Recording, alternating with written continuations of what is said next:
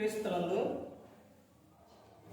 సోదరి సోదరులారా, ప్రభువైన యేసుక్రీస్తు నామములో హృదయపూర్వక వందనాలండి. ముందుగా ఇంత మంచి సమయాన్ని ఇచ్చిన తండ్రి అయిన దేవునికి ప్రభువైన క్రీస్తు ద్వారా కృతజ్ఞతాస్తుతులు చెల్లిస్తున్నానండి. అందరూ బాగున్నారండి? వాక్యం చదువుకొని ప్రార్థన చేసుకున్న తర్వాత పాఠంలోనికి వెళ్తామండి. మార్గా రాసిన సువార్త 12వ అధ్యాయం 24వ వచనం. అందుకు యేసు, మీరు లేఖనములు కానీ దేవుని శక్తిని కానీ ఎరుగకపోవడం వలననే పొరబడుచున్నారు. ప్రార్థన చేసుకుంటాం. పరలోకమందున్న మా తండ్రి, పరిశుద్ధ ప్రేమ గల తండ్రి, గొప్ప తండ్రి, యెహోవా తండ్రి, అయా మీ ప్రియ కుమారుడు యేసుక్రీస్తు ప్రభువు ద్వారా కృతజ్ఞతాస్తుతులు చెల్లిస్తున్నాము నాయన. ఈ ఆరాధన అంతట్లో మీరు నడిపించండి నాయన. వాక్యం బోధించుండగా వినువారు తండ్రి మంచి హృదయం తిని వాక్యానుసారంగా నడిచే భాగ్యాన్ని ఇచ్చేయండి ఆయన.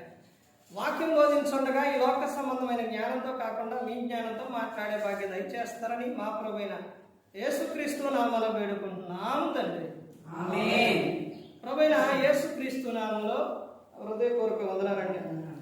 దేవుని కుమారుడు యేసుక్రీస్తు ప్రభువు ఈ లోకానికి వచ్చిన తర్వాత పరలోక రాజ్యం సమీపిస్తుంది కనుక మారు మనస్సు పొందమని ప్రకటింప మొదలుపెట్టారు. ఈ మాట ప్రతి ఒక్కరికి కూడా అలా మనస్సులో గుర్తుండిపోవాలి. మారు మనస్సు అనేది అంశం. పాట పేరు రాసుకోండి, చెప్తాను. క్రైస్తవులు ఎలా ఉండాలి? క్రైస్తవులు ఎలా ఉండాలి? ఎన్ని పదాలు ఉన్నాయి అందులో? క్రైస్తవులు ఎలా ఉండాలి. ఎన్ని పదాలు? 3 పదాలు.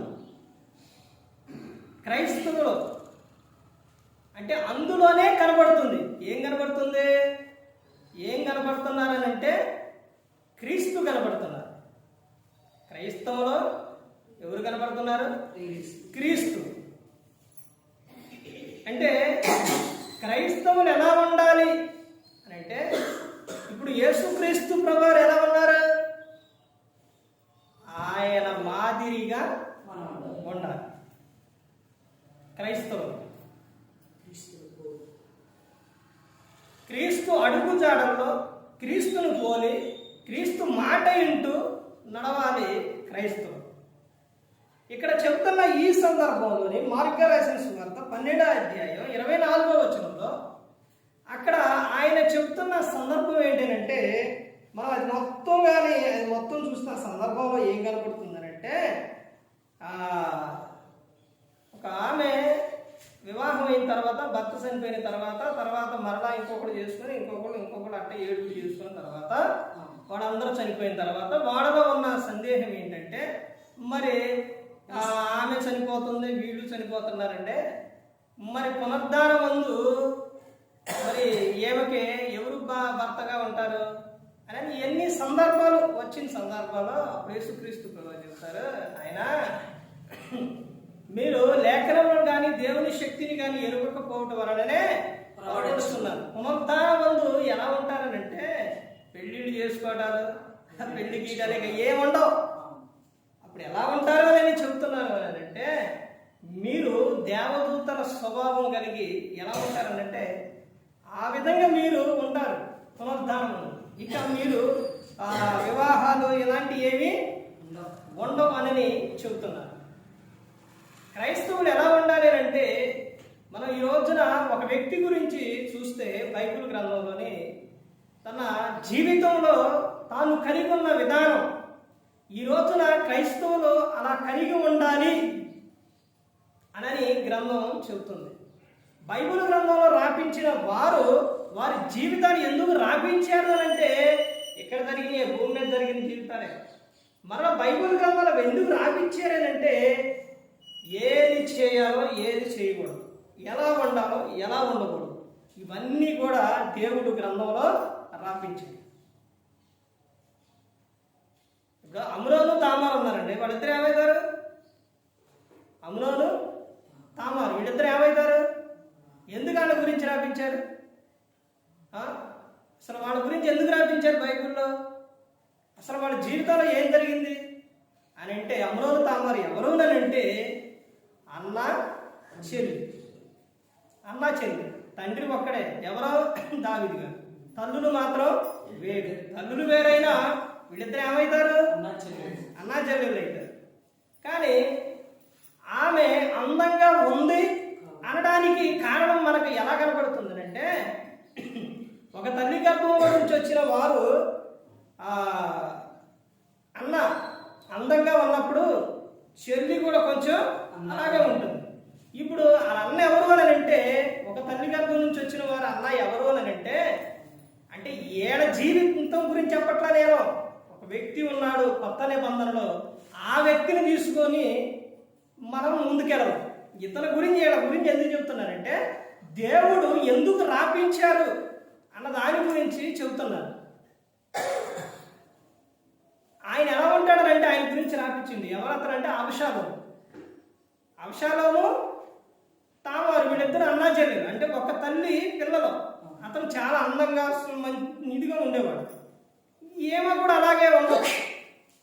అయితే ఏమైనా చూసి ఈ అమ్నోను, దావీదు గారు కుమారుడే కానీ తల్లి వేరు, ఆమె మీద మనసు పెట్టుకుంది. ఇప్పుడు అదంతా కూడా ఎందుకు రాపించారు అని అంటే, ఇదిగో నాయన, బంధువుల్లోని రక్త సంబంధుల్లో, ఆడపిల్లల విషయాల్లో, నీ సహోదరి విషయాల్లో నువ్వు ఇలా ప్రవర్తించకూడదు, నువ్వు ఆ విధంగా ఉండకూడదు అని రాపించారు. మరి అలా ఉంటే ఏం జరిగింది అన్నది కూడా అక్కడే రాపించింది. దేవుడు ముందు చెబుతురు, తర్వాత దాన్ని ముందుకు వస్తూ ప్రశ్నించిన తర్వాత దాని జవాబు కూడా దేవుడు ఇస్తాడు. అలా చేస్తే ఏం జరిగింది? జారత్వం చేస్తూ, వ్యభిచారం చేస్తూ, నీ ఇష్టానుసారంగా జీవిస్తే ఏం జరిగింది అని అంటే, ఆ అమ్నోను తన జీవితకాలం వృద్ధాప్యం వచ్చే వరకు ఆనందంగా సంతోషంగా ఉన్నాడా? అసలు అక్కడి వరకు ఉంచిండా?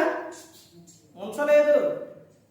యవ్వన ప్రాయంలో ఎన్నో రోజులు కూడా కాదు, కొన్ని రోజులు జరిగిన కొన్ని రోజులకే తీసేసిండు దేవుడు. అందుకనే నువ్వు పాపం చేస్తూ జీవిస్తే, నువ్వు ఈ లోకం విడిస్తే నరకానికి వెళ్ళిపోతావు అని, ఇదిగో నువ్వు ఏ విధంగా ఉండాలి, ఏ విధంగా ఉండకూడదు అన్నదే బైబిల్ గ్రంథంలో వాళ్ళని మాదిరిగా మనకు చూపిస్తూ ఉన్నారు. ఈరోజు మనం ఒక వ్యక్తి గురించి చూస్తే, అపోస్తలుల కార్యాలు చూడండి. బైబిల్ ప్రతి ఒక్కరు కూడా బైబిల్ విషయానికి వచ్చేసరికి, బైబిల్ చదువుకొని, అంటే మనకు చదువు వచ్చినప్పుడు చదువుకునే వారు బైబిల్ చదవాలండి. రాని వారు, అంటే చదువుకొని ఉన్నవారు మాత్రం వాళ్ళు ఏం చేయాలంటే చదివించుకోవాలి, లేకపోతే వినాలి. అందరూ కలిసి ఏం చేయాలంటే వాక్యాన్ని హృదయంలో ఉంచుకోవాలి. నీ సమస్యకు, నువ్వు ఏ సమస్య అయినా, నీకు ఏ బాధ అయినా, దేనికైనా కానీ పరిష్కారం నువ్వు లోకంలో ఎక్కడికి వెళ్ళినా దొరకదు. ఈ గ్రంథం దగ్గరకు వస్తేనే దొరుకుతుంది. 119వ కీర్తన మొత్తం ఎక్కువగా వాక్యం గురించే ఉంటుంది. అందులోని నీ వాక్యం నన్ను బ్రతికిస్తుంది, నా త్రోవకు వెలుగు, దీపం, లేకపోతే నా పాదంలో నెమ్మదిస్తుంది. ఇవన్నీ విషయాలు, ఎన్నో విషయాలు వాక్యం గురించి ఉంటాయి. అసలు ఆనందం, సంతోషం ఎక్కడ ఉందనంటే ఇక్కడే ఉందండి.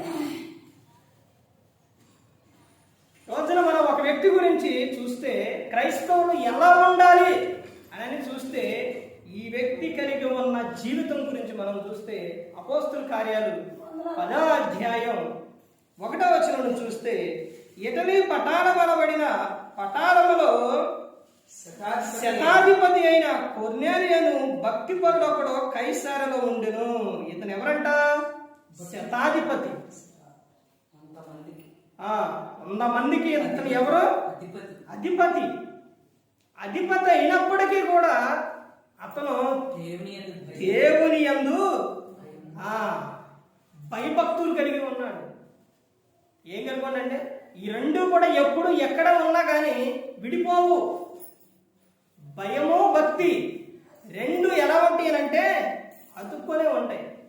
అంటే ఒక క్రైస్తవుడు ఏం కలిగి ఉండాలి అంటే దేవుని యందు భయభక్తులు కలిగి ఉండాలి. అదే చెప్తున్నారు, దేవుని పట్ల నీకు ఏం ఉండాలి అని అంటే ఒకటి భయము ఉండాలి, రెండు భక్తి ఉండాలి. భయము భక్తి రెండు ఉండాలి క్రైస్తవుడికి. నాకు భయం ఉందండి చాలేనండి అని అంటే భక్తి కూడా కావాలి. నాకు భక్తి ఉందండి భయం ఎందుకునండి అని అంటే కుదరదు. రెండు కలిసి ఉండాలి, భయము ఉండాలి, భక్తి ఉండాలి. ఇతను ఏం కలిగి ఉన్నాడనంటే రెండో విషయంలో చెబుతున్నారు చూడండి.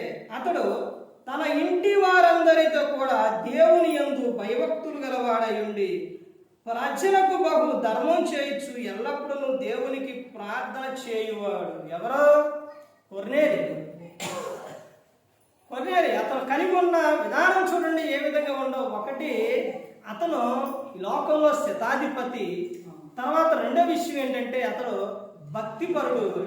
తర్వాత దేవుని యందు భయము భక్తి కలిగిన వ్యక్తి. అయితే తాను ఒక్కడే ఉన్నాడు అని అంటే తాను ఒక్కడే లేడు, తన ఇంటి వారందరితో కలిసి ఉండేవాడు. ఇప్పుడు ఇంటి వారందరితో కలిసి ఎందుకు ఉండాలి అని అంటే నీ కుటుంబంలోని ఎవరికైనా కానీ ఏదైనా చిన్న అనారోగ్యం వచ్చిందనుకోండి, ఎవరికి రాకూడదు, సపోజ్ వచ్చిందనుకోండి, పోనీలే వస్తే వచ్చిందిలే వస్తేలే అని వదిలేస్తారా? వదిలేయరు. ఏం చేస్తావు? ఎంతో భయంతోని నీకు చేతనైనంత వరకు కాదు చేయాలి. ఏం చేయాలి? సహాయం చేయాలి, హాస్పిటల్ తీసుకెళ్ళాలి. ఒకవేళ మనీ డబ్బులు లేవనుకోండి, డబ్బులు ఎక్కడైనా చూసైనా సరే నువ్వేం చేస్తావు? హాస్పిటల్ తీసుకెళ్తావు. నీ కుటుంబంలో ఎవరికైనా అనారోగ్యంగా ఉంటే అలా వదిలేస్తావా? వదిలేయవు. అలా వదిలేస్తే ప్రమాదం ఉంది కాబట్టి వదిలేయరు. అలాగే తన ఇంటి వారందరితో కూడా దేవుని యందు భయభక్తులు కలిగి ఉన్నాడు. ఎందుకు అని అంటే ఒకరు పరలోకంలో ఉండి ఒకరు నరకంలో ఉంటే ఎలా ఉంటుందండి? ఒకళ్ళేమో ఆనందిస్తూ ఒకళ్ళేమో ఏడుస్తూ ఉంటే ఎలా ఉంటుందండి? ప్రశాంతంగా ఉండలేరు. అందుకనే ఇంటి వారందరూ కలిసి దేవుణ్ణి స్తుతించాలి అని చెప్తారు. యెహోషువ గారు ఏమని చెప్తారండి? నేను నా ఇంటి వారు యెహోవాను సేవించదము అని చెప్తారు. కొర్నేలి గారు ఎలా ఉన్నారనంటే తన ఇంటి వారందరితో దేవుని యందు భయభక్తులు కలిగి ఉన్నాడు. తర్వాత అతను ఇంకా చేసిన విధానం ఏంటంటే ప్రార్థన చేసిండు. ఎవరికి? దేవునికి ప్రార్థన చేసిండు. ఎప్పుడు చేసిండు ప్రార్థన? ఎప్పుడెప్పుడు చేసిండు? పొద్దున్నే లేగంగానే, మరలా సాయంత్రం. అప్పుడు అలా చేసిండా? ఒకరోజు చేసి ఒకరోజు చేయకోకుండా ఉన్నాడా? లేదు. ఎప్పుడు ప్రార్థన చేసిండంటే ఎల్లప్పుడూ కూడా ఆయన ప్రార్థన చేసిండు.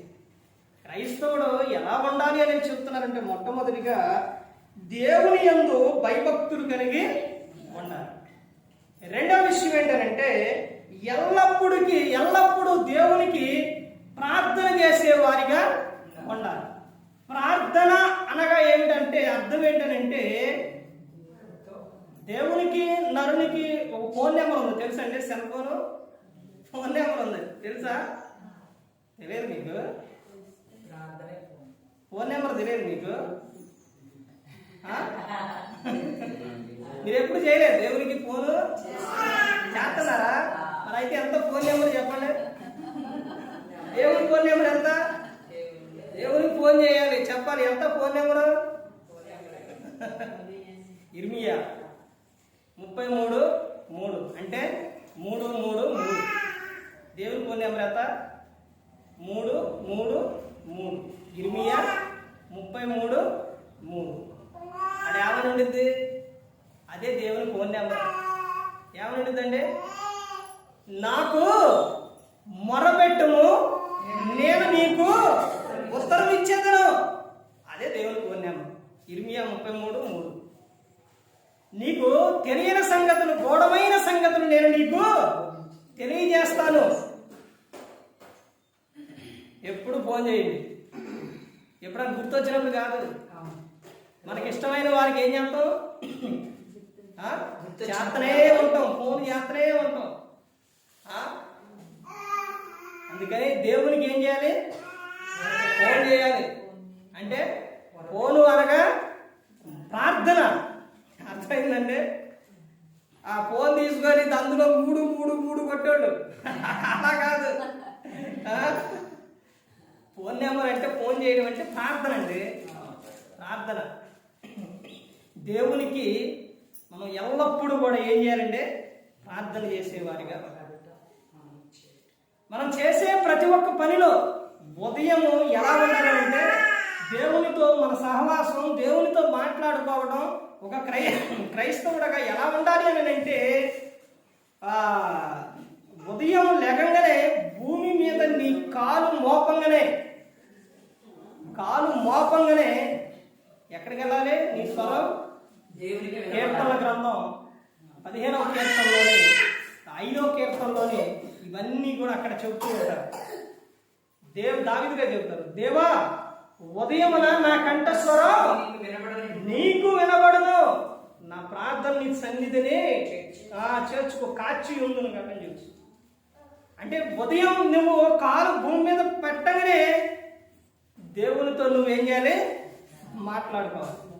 తర్వాత నువ్వు చేసే పని విషయాలు, నువ్వు బయటికి వెళ్ళేటప్పుడు నువ్వే పని చేస్తున్నా ప్రార్థనతోనే నువ్వేం చేయాలి? మొదలు పెట్టాలి. అంటే ప్రార్థనతో మొదలు పెట్టడం అంటే దేవునికి చెప్పి చేయడం. దేవునికి చెప్పి చేయడం అంటే దేవునికి చెప్పి చేస్తే నీ పని ఏదైనా ప్రతి పని కూడా ఏమవుతుంది? మంచిగా జరుగుతుంది. అంటే దేవునికి చెప్పి నువ్వు చేసినప్పుడు. దేవుడు చెప్తుండే కీర్తనలో 121వ కీర్తనలో చివరి వచ్చిన ఏమని చెప్తారు? నీ రాకపోకల యందు యెహోవా నిన్ను కాపాడును అని చెబుతున్నాడు. అంటే రాకపోకలు ఎందుకు కాపాడుతానని చెబుతున్న ఆయనకి నువ్వేం చేయాలి? ప్రభా నేను ప్రయాణమయ్యి వెళుతున్నా చెప్పాలి ఆయనకు. అట్లా ప్రతి ఒక్కటి కూడా దేవునికి చెప్పాలి. చెప్పి ప్రతి ఒక్క పని కూడా చేయాలి. తర్వాత అక్కడ ఏమో చెప్తున్నారంటే ఆయన 2వ వచనంలోనే ప్రజలకు సహాయం చేసేవానిగా ఉండాలి. క్రైస్తవుడు అంటే ఎలా ఉండాలి? నీకున్న దాంట్లోనే నిన్నేదో బయటకే వడ్డీలు అంటే అప్పులు తీసుకొచ్చి చేయవనట్ల, నీకున్న దాంట్లోనే నువ్వేం చేయాలి? సహాయం చేసేవారిగా ఉండాలి. ఈ కొన్నేది అలాగే చేసేది. తర్వాత ఇంకో విషయం చూస్తే సువార్తను ప్రకటించే వారిగా ఉండాలి. 10వ అధ్యాయం 24-33వ వచనం. సువార్తను ఏం చేయాలంటే క్రైస్తవుడు ఏం చేయాలి?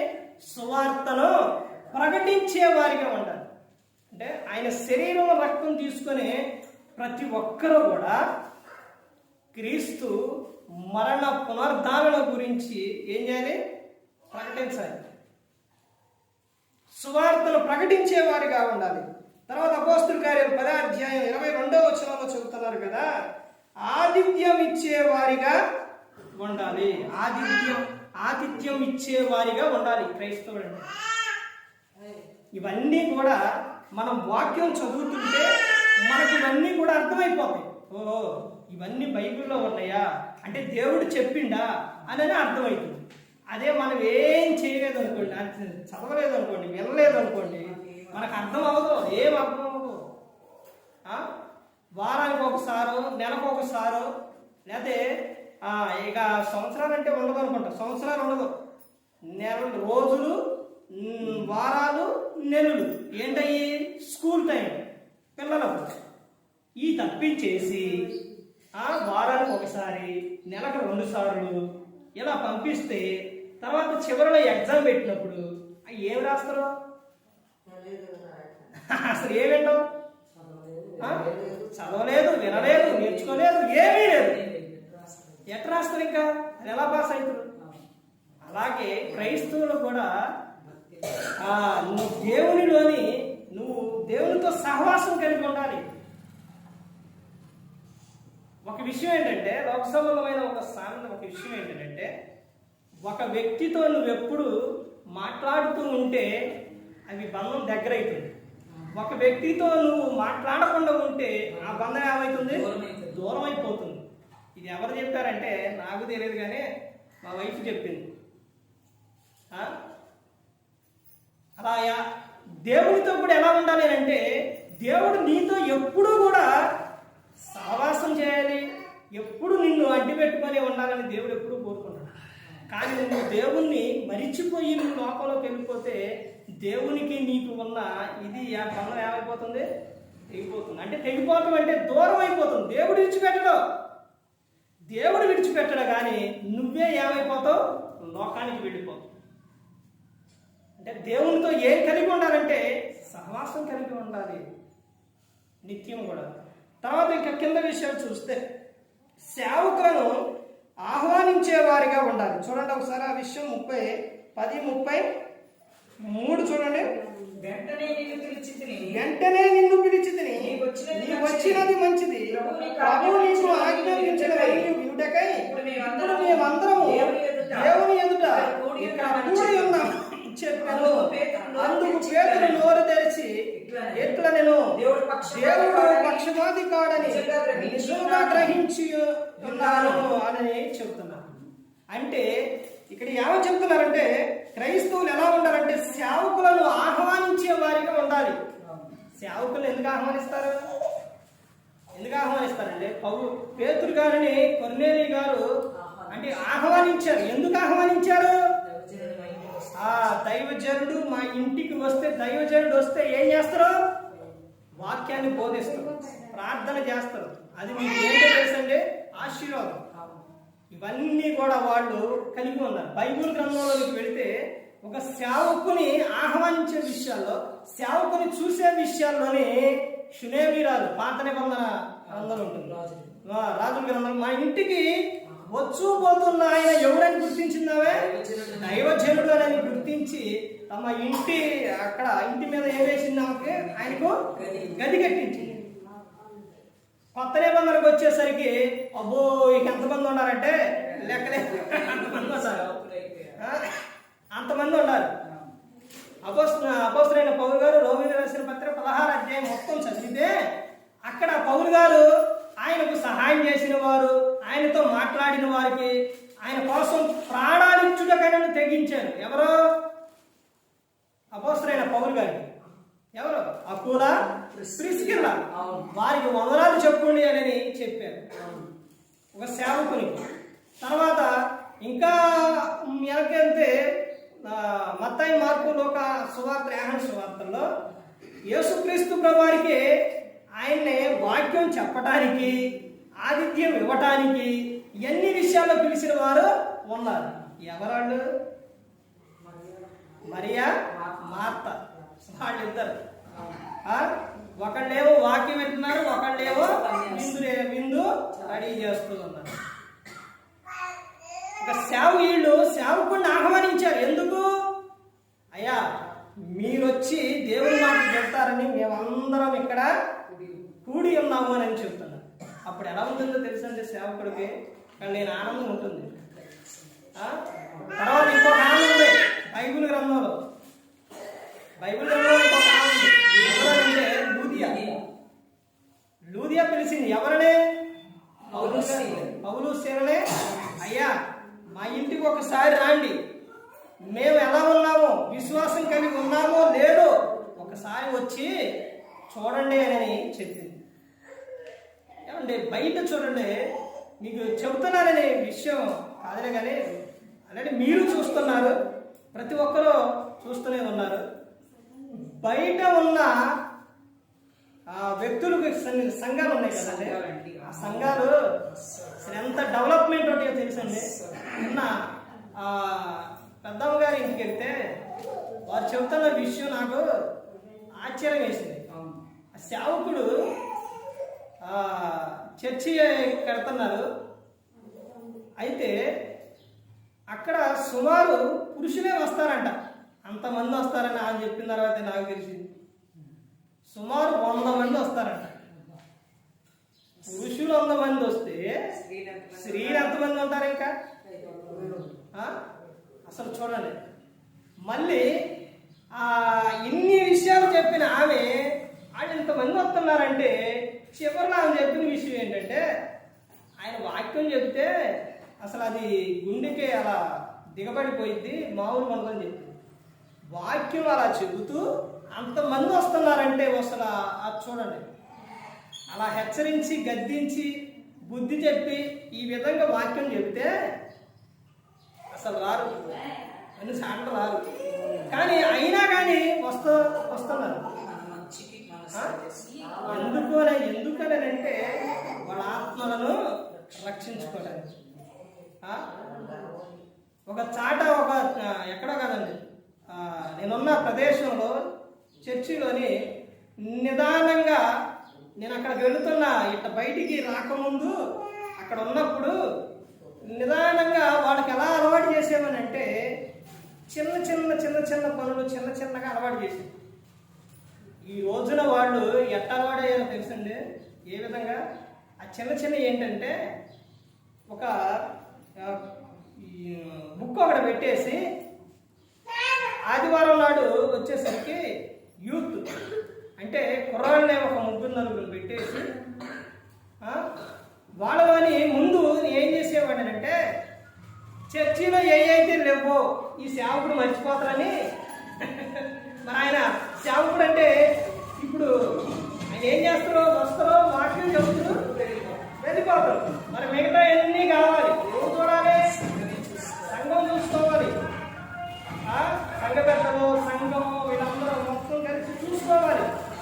అలాంటి సందర్భాల్లో నేను ఏం చేసేవాడిని అంటే నేను ఎక్కడ చదువుతురు ఇక్కడ కట్టగలిగింది ఇది తెలియాలి, ఏం చేయాలని ఏం చేసేవాడిని అంటే నోట్స్ తీసుకొచ్చి బుక్ తీసుకొచ్చి చర్చిలో ఏవైతే లేవో ఏవైతే కావాలో అవన్నీ బుక్లో రాసేవాడు. ఇట్లా బలం ఉండేది అలా, దాని మీద రాసేవాడు. ఏమి లేవు చూసేవాడు. ఆ మూల చీపురు లేదు, అది ఎత్తడానికి ఊడ్చిన తర్వాత ఇది లేదు, ఇక్కడ ట్యూబ్ లైట్ కావాలి, ఇక్కడ తోడటానికి క్లాత్ కావాలి, ఇవన్నీ చూసి అక్కడ నేను తెల్లారుదామని వెళ్ళేవాడిని. చర్చిలో 4 గంటలు ఆ టైంలో వెళ్ళేవాడిని. 6-6:30 దాకా అక్కడే ఉండేవాడిని చర్చిలోనే. ఇక 2 వ్యక్తులు పెట్టి అలా ఎలా నడిపించేవాడిని అంటే తెల్లారుజామునే మైకు పెట్టడంతోనే కుటుంబాల్లోనే 2 స్త్రీలు రావాలి. అంటే 2 కుటుంబాల్లో నుంచి 2 స్త్రీలు రావాలి. 2 స్త్రీలు వచ్చి వాళ్ళు మొత్తం దులపటం ఓడపటం అన్నీ చేయటం, మొత్తం కడగటం, ఇవన్నీ కడగటం అంతా శుభ్రం మొత్తం చేయాలి. ఏదన్నా ఎక్కడన్నా నాకు కనబడ్డదో మరలా అక్కడ పిలిచేవాడు.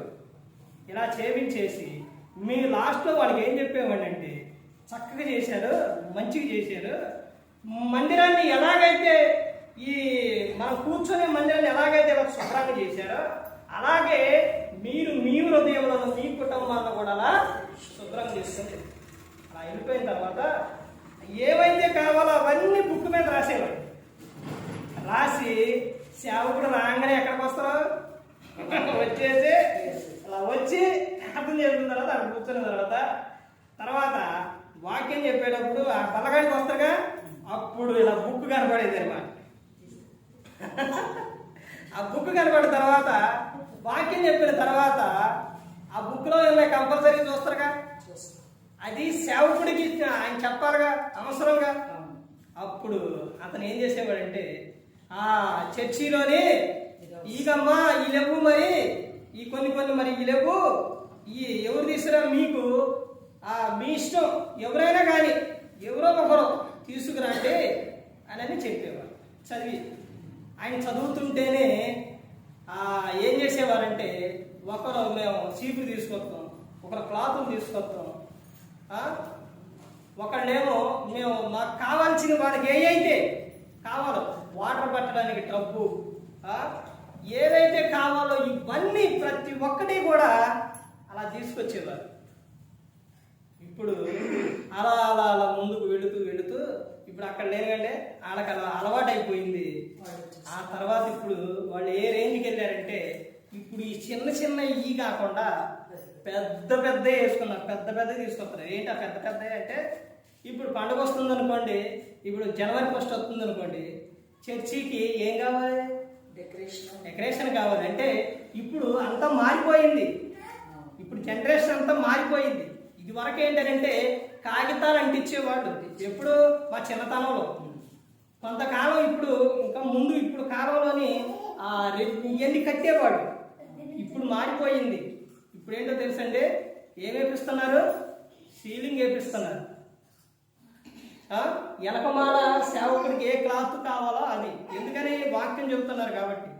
తర్వాత పైన సీలింగ్, బయట ఇది మొత్తం ప్రతి ఒక్కటి కూడా మేము చేసుకోవాలి, చేపియాలని ఎవరు అనుకుంటున్నారు? సంఘం. నేను ఇక్కడి నుంచి వెళ్ళిపోయేసరికి మొన్న వారం తర్వాత వెళ్ళేసరికి అవన్నీ చెబుతున్నారు. ఇదిగోండి ఇంటికి ఇన్ని వేలు వేసుకొని, ఎవరో యూత్ వేసుకొని సీలింగ్ వేపిస్తానన్నారు, తర్వాత మెస్సు కొట్టిస్తానన్నారు. ఇవన్నీ కూడా చెప్పారని చెప్తున్నారు. ఎంత ఆనందం వేసింది, ఎంత సంతోషం వేసింది అంటే చాలా ఆనందం వేసింది. ఎవరు చేసుకోవాలి? బయట ఉన్న సంఘాలు ఇవన్నీ కూడా వర్ధిల్లుతున్నాయి అని అంటే వాళ్ళేమో దశంభాగం గురించి చెబుతారు. దశంభాగం 1,00,000 రూపాయలు వచ్చిందంటే 10,000 ఇస్తారు. తర్వాత వాళ్ళు అంతటితో అయిపోతుందండి. ఇంకా ఏం చేస్తారో తెలుసండి, వాళ్ళకు కలిగి ఉన్న దాంట్లోనే సహాయం చేస్తూ ఉంటారు. హాస్పిటల్లో మనకు జ్వరం వచ్చినా, అనారోగ్యం వచ్చినా చాలా గొప్పగా చెబుతారు. ఏమని? హాస్పిటల్కి వెళ్తే 10,000 అయినాయండి, 30,000 అయినాయి, 50,000 అయినాయి అంటారు. దేవునికి ఇదిగోండి, దేవునికి నేను ఇది తీసుకొస్తున్నాను, దేవునికి నేను ఇది పెడుతున్నాను, దేవుడికి ఇస్తున్నాను అంటే దేవుడు నాకు ఇస్తాను అనే ఆలోచన మాత్రం క్రైస్తవులో ఈ రోజున లేదు.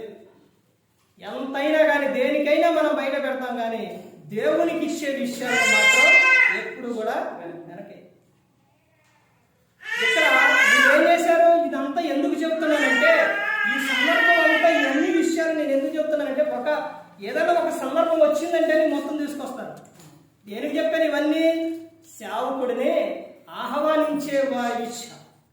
కొర్నేలి గారు ఏం చేశారు? సేవకుడిని పేతురు గారిని ఆహ్వానించారు.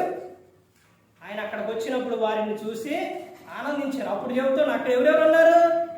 మనం భక్తిగా ఉన్నప్పుడు ఒక సేవకుడు చెప్తున్న విషయం, పౌలు గారు చెప్తున్న విషయం ఏంటో తెలుసండి. అకూల ప్రిస్కిల్ల వారి విషయాల్లో, వారి ఇంట సంఘం ఉంది, వారు అన్ని జనులకు ఏమై ఉన్నారు? కృతజ్ఞులై ఉన్నారు అని చెబుతున్నారు. ఎక్కడ కూడా పేతురు గారు వచ్చినప్పుడు అక్కడ ఎవరున్నారంట? అన్ని జనులు ఉన్నారు, అన్ని జనులు ఉన్నారండి. అయినా కానీ అక్కడికి వచ్చినప్పుడు వారిని చూసి కూడా ఏం చేశారు? ఆనందించారు. అదే చెబుతున్నారు, దేవుడు పక్షపాతి కాడు అని చెబుతున్నారు. చివరిగా 7వ విషయం ఏంటంటే సాక్ష్యం ఇచ్చేవారిగా ఉండాలి. 10వ అధ్యాయం 29-30 అపోస్తలుల కార్యం. ఏమన్నారంట? సాక్ష్యం ఇచ్చేవారిగా ఉండాలి.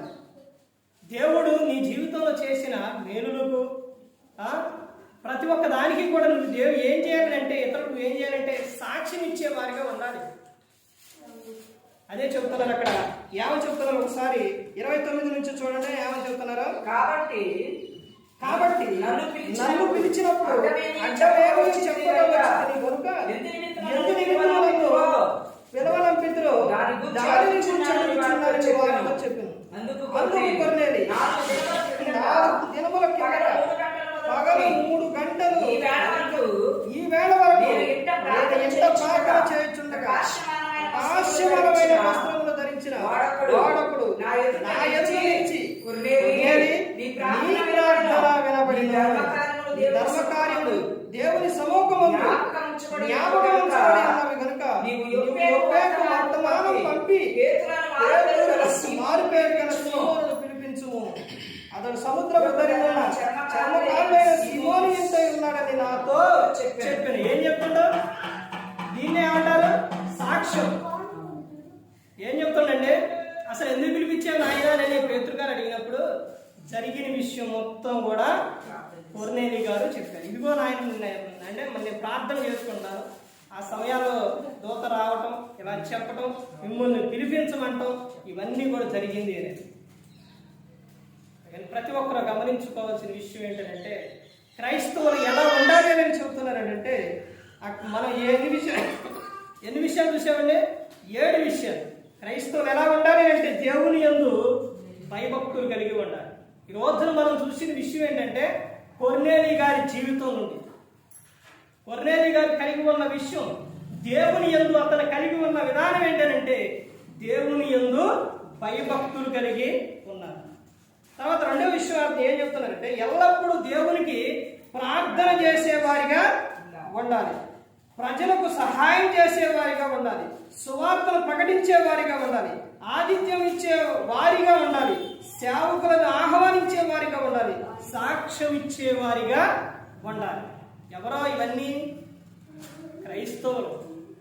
క్రైస్తవులు ఎలా ఉండాలి అంటే ఈ విధంగా కలిగి ఉండాలి. కొర్నేలి గారు ఆ విధంగా అతను కలిగి ఉన్నాడు. క్రైస్తవుడు అంటే వచ్చేసి వెళ్ళిపోవడం కాదు. క్రీస్తుని గురించి నువ్వేం చేయాలి? చెప్పాలి, ప్రకటించాలి. నువ్వు ఇతరులకు సహాయం చేసేవాడిగా నువ్వు ఉండాలి అని చెబుతున్నాను. ఎప్పుడు కూడా ఒకటేనండి, క్రైస్తవులు కోరుకునే విషయం ఏంటంటే, దేవుడు చెబుతున్న విషయం ఏంటంటే, యాహాను పత్రికలో చెబుతారు కదా, పోయిన వారం చెప్పాను, ప్రియుడా నువ్వు ఆత్మలో వర్ధిల్లుచున్న ప్రకారం నువ్వు అన్ని విషయాలు నువ్వేవాలి, వర్ధిల్లాలి. నువ్వు అన్ని విషయాల్లో వర్ధిల్లాలి. నువ్వు సౌఖ్యంగా ఉండే విషయాలు, అన్ని విషయాలు నువ్వు వర్ధిల్లాలి. ప్రతి ఒక్క విషయంలో కూడా దేవునిలో చెబుతున్నారు. ఫిలిప్పీలకు 4:4 ఎల్లప్పుడూ ఆనందించుడి, మరలా చెప్పుదును ఆనందించుడి. నువ్వు అన్ని విషయాల్లో వర్ధిల్లాలి. నువ్వు దేవుని మందిరానికి వెళుతున్నావంటే ఆ మందిరంలో నీకు ఏదైతే నువ్వు మందిరానికి ఏదైతే కావాలో ఆ విషయాల్లో, ఆ పనుల విషయాల్లో, ఇచ్చే విషయాల్లో, నువ్వు నీ పనుల విషయాల్లో, దేవుని పనుల విషయాల్లో ప్రతి ఒక్క దాంట్లో కూడా నువ్వేమవ్వాలి? అన్ని విషయాలు నువ్వు వర్ధిల్లాలి. నువ్వెప్పుడు కూడా సోమరిగా ఎప్పుడు కూడా ఉండకూడదు. సోమరు వాడి దేవుడు వాడుకోడు. అందుకని నువ్వు ఎలా ఉండాలంటే ఆనందంగా ఉండాలి, సంతోషంగా ఉండాలి, హుషారుగా ఉండాలి, యాక్టివ్గా ఉండాలి. నువ్వు దేవునిలో స్త్రీ అయినా పురుషుడైనా ఎవరైనా కానీ నువ్వెప్పుడు ఎల్లప్పుడూ ఎలా ఉండాలి? ఆనందంగా ఉండాలి. ఏడ్చుకుంటూ ఏదో పోయినట్టు అలా ఉండకూడదు ఎప్పుడు కూడా. క్రైస్తవులు అంటే నీలో ఎవరున్నారు? నువ్వు ఎవరు నమ్ముకున్నావు తెలుసా? క్రీస్తుని. క్రీస్తు అంటే ఎవరో తెలుసండి? రాజులకు రారాజు, ప్రభుల ప్రభు ఆయన, యోధా గోత్రపు సింహం, సర్వాధికారం ఉన్న ఆయన, సృష్టికర్త కుమారుడు. అంతున్న ఆయన నమ్ముకున్నప్పుడు, ఆయన నీలో ఉన్నప్పుడు మరి నువ్వు ఎలా ఉండాలి? ఒక విషయం తెలుసండి, ప్రభరాత్రి క్రమం తీసుకుంటారు కదా. తీసుకున్నప్పుడు యాహాను సువార్తలో ఉంటుంది. ఏమనుంటుందో తెలుసండి? ఆయన శరీరం రక్తం తీసుకున్నప్పుడు ఆయన ఎక్కడుంటాడంట? నువ్వు ఆయన శరీరం రక్తం తీసుకుంటే ఆయన బయట ఉండడు. ఎక్కడున్నా ఆయన? మనలో ఉండవు. అంటే తీసుకున్న నీలో క్రీస్తు ఉండవు. క్రీస్తు నీలో ఉన్నాడు అని అంటే నువ్వు ఎలా ఉండాలి? ఆ క్రీస్తు లక్షణాలు నీలో కనపడాలి. ఆ విధంగా నువ్వు ఉండాలి. నువ్వు అన్ని విషయాల్లో ఫలించాలి, ప్రతి ఒక్క విషయంలో వర్ధిల్లాలి. నువ్వు వాక్యం విషయంలో, ప్రార్థన విషయంలో, నీ ప్రవర్తన విషయాలు, నీ పనుల విషయాలు, అన్ని విషయాల్లో నువ్వు ఎలా ఉండాలి? అన్ని విషయాలు నువ్వు ఫలించాలి. ప్రతి ఒక్కరు గమనించుకోవాలి. ఏ ఒక్కరు కూడా నశించి నరకానికి వెళ్ళిపోకూడదని యేసుక్రీస్తు ప్రభువారు ఈ లోకానికి వచ్చి మనందరి కోసం సిలువలో తన ప్రాణాన్ని పెట్టారు. ఎందుకు పెట్టారంటే, తన ప్రాణాన్ని ఎందుకు పెట్టారు? మనందరం కూడా ఎక్కడ ఉండాలి? పరలోకంలో ఉండాలని. ప్రభుతో ఉండాలని దేవుడు కోరుకున్నాడు. ప్రాణం పెట్టిన ఆయన విషయాల్లో నువ్వు ఎలా ఉండాలి? ఒక వ్యక్తి నీకేదన్నా చిన్న సహాయం చేశారనుకోండి, మర్చిపోతావా? మర్చిపోరు, ఎప్పుడు మర్చిపోరు. ఆహా, నాకు ఎంత సహాయం చేశారు అంటారు. మరి నీ కోసం, మనందరి కోసం ఆయన ప్రాణమే పెట్టారు. ప్రాణమే పెట్టారండి. కరోనా టైంలో కరోనా వచ్చిందంటే ఎక్కడున్నారా? ఎవరో లేదు, మొత్తం పారిపోయారు. ఎందుకనంటే అది వస్తే మనం కూడా పోతామని. కానీ అలాంటి సందర్భం, ఆ విషయాల్లో దేవుడు నిన్ను ఏం చేసాడు? కాపాడాడు, నిన్ను రక్షించిండు. అలాంటి ఆయన ఎప్పుడు కూడా ఆయనే మర్చిపోవు. ఆయనలోనే ఉంది ఆనందం. అక్కడే చెబుతున్నారు, నీ సకలము సకల జనులకు తెలియబడింది. ప్రభు ఎలా ఉండవు? సమీపంగా ఉండు, అంటే దగ్గరగా ఉండవు. కీర్తనలో 139వ కీర్తన, ఆయన ప్రతి ఒక్కటి కూడా చూస్తూ ఉన్నారు. నువ్వు కూర్చుంట, లేచుట, పడుకునుట, మొత్తం కూడా ప్రతి ఒక్కటి కూడా ఆయన చూస్తూ ఉన్నారు. ఇదిగో నీకేది అవసరమో, నీకేది కావాలో అది చెబుతున్నారు కదా. ఏమనంటే నాకు మొరపెట్టుము అని చెప్తాను. నువ్వు ఆయనకు ప్రార్థన చేయి, దేవుడు నీకేం చేస్తారో సహాయం చేస్తాడు. ప్రభు ఎవరి ద్వారా? 4 Filippీయులు 4:19 కాగా దేవుడు తన ఐశ్వర్యం చొప్పున క్రీస్తు యేసునందు మహిమలో మీ ప్రతి అవసరం కూడా తీరుస్తానని చెప్తారు. మీ ప్రతి అవసరం కూడా దేవుడు ఏం చేస్తారో తీరుస్తుంది. ఆయన పట్ల మనం కలిగి ఉండవలసిన విధానం ఒకటేనండి, ఆయనతో సహవాసం కలిగి ఉండాలి. నిత్యం ఆయన పట్ల ఏముంచాలంటే విశ్వాసం కలిగి ఉండాలి. ప్రతి ఒక్కరు కూడా దేవుని యందు భయభక్తులు కలిగి పరిశుద్ధాత్మ మాట యందు హృదయశుద్ధిని కాపాడుకుంటూ క్రీస్తుని పోలే నడుచుకున్నప్పుడు ఈ లోకం విడిచిన పరలోకానికి చేరుకుంటాం. మరి ఈ విధంగా నిలబెట్టి మాట్లాడించిన తండ్రి దేవునికి కృతజ్ఞతాస్తుతులు చెల్లిస్తూ, ఎంతవరకు శ్రద్ధగా ఉన్న మీకు ప్రభు పెట్టిన హృదయపూర్వకంగా చెల్లిస్తూ ఈ మాటలు ముగిస్తున్న అందరికీ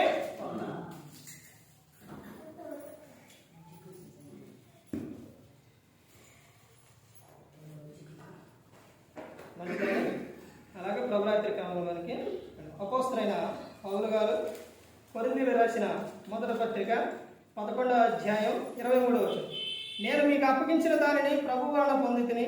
ప్రభు అయిన యేసు తాను అప్పగింపబడిన రాత్రి ఒక రొట్టెను ఎత్తుకొని కృతజ్ఞతాస్తుతులు చెల్లించి దానిని విరిచి, ఇది మీ కొరకైన నా శరీరం, నన్ను జ్ఞాపకం చేసుకున్నకై దీనిని చేయడని చెప్పారు.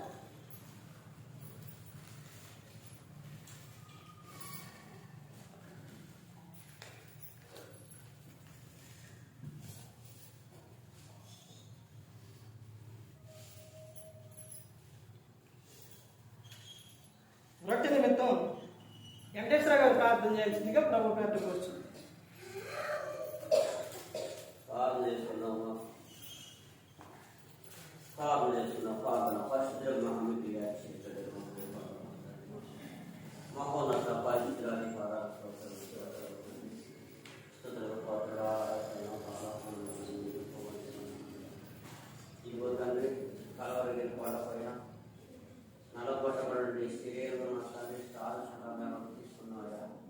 ఇది రొట్టె కాదు నా తండ్రి శరీరమని, దీనిని నా తండ్రి అయోగ్యమైన కాగా యోగ్యత చూస్తుంది గొప్ప భాగ్యం దయచేయండి మా తండ్రి. తీసుకున్న ప్రజలను నీ కృపలో నీ ప్రేమలో బాపక్షి నడిపించమని, నీ వాక్యానుసారం జీవించడానికి కావాల్సిన జ్ఞానం దయచేసి బాపక్షి నడిపించాయా తండ్రి. స్తోత్రం తండ్రి. ఇదిగో ప్రభా, ఈ యొక్క శరీరము అతన్ని తీసుకొని ఈ యొక్క రక్తంలో గొప్ప భాగ్యం దయచేయండి మా ప్రభా. మేము చేసిన నీ పాత్ర చేసుకుని పాత్ర ఘనత మహిమ ప్రభావాలు పొందమని మా ప్రభువు మీ కుమారుడు యేసుక్రీస్తు పాత్ర ప్రార్థన చేస్తున్నాము తండ్రి.